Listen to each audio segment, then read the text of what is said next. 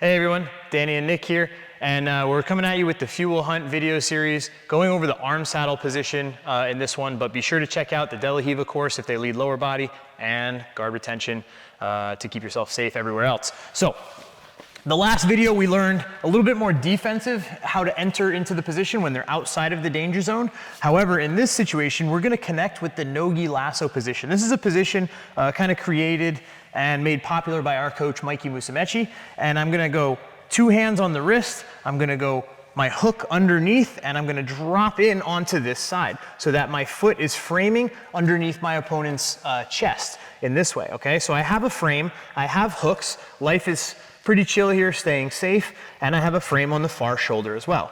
Now you notice how his shoulders are misaligned, all right? With this shoulder back and this one forward, him leading with his upper body, I'm not accessing the legs right now, so he's giving me clean access to this shoulder and this arm, and that's what we're gonna go for, that's what we're gonna attack. So first things first is I'm gonna reach up towards the tricep, just like so, and now as I drop my frame from up high, I'm gonna drop my frame down to this back leg, making a space for my right hand to come inside, and I'm gonna look to torque my opponent's shoulder just like we learned in the last video.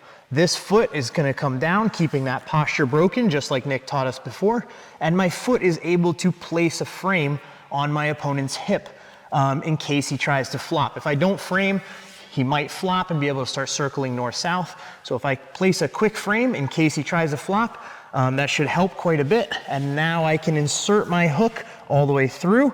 So if he does circle, he's gonna get submitted now. And if we rotate just a drop, we can see the connection with our legs in triangling it off and the back of my heel clamping into my opponent's armpit. Again, like Nick talked about in the previous video, coordination and connecting to this arm, the thumb right away, doubling up on that, and I'm looking to close my knee opposite my opponent's elbow, lifting that thumb up to get the submission. If my opponent tries to roll in this scenario all the way over the other side, we can follow, same stepping here or keeping that frame, pulling the thumb to the opposite fulcrum or the other hip for the opposite fulcrum, and I can finish my armbar right there. So let's look at that one more time. We are in the danger zone. Our opponent's leading with the upper body. Maybe he's got an ankle grip or something. I'm gonna strip that grip off, insert my hook. I'm not pressing him away. I want this shoulder close. So I'm using the hook utility of this frame here. So I have a frame and I have a hook. I'm using the hook to keep that shoulder nice and close.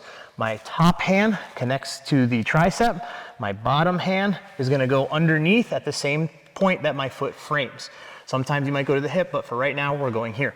I'm gonna torque that shoulder, make that connection, break that posture down, frame my opponent's hip to block the flop, lock in, triangle my leg off, coordination to connect in that instant to the hand, slide my hand up, pinching my knee down, and lifting to get the finish. Again, if they roll, we can finish on the other side. So one time, nice and quick. So we're here, catch, boom. And you can see when I go a little bit faster, if I have that posture broken and I can skip some of those steps where he's not flopping, I don't need to frame that hip. I can just insert my leg right away. So if that space is open for you to do that, I highly recommend going